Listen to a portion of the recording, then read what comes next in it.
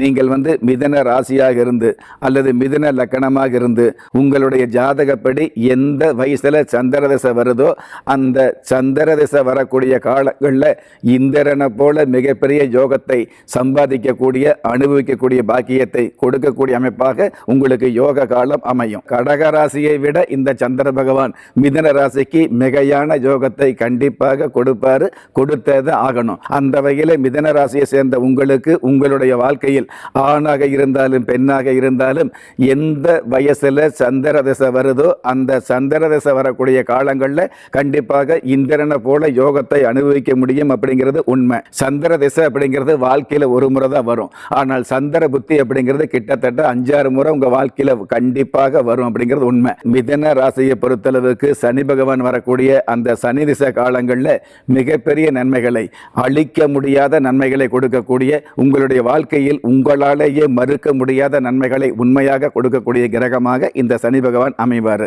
ஆக மிதன ராசியை பொறுத்தளவுக்கு சந்திர பகவானும் சனி பகவானும் யோக காலங்களை ஏக காலத்திலும் கொடுப்பார் அப்படிங்கிறது யதார்த்தமான உண்மை.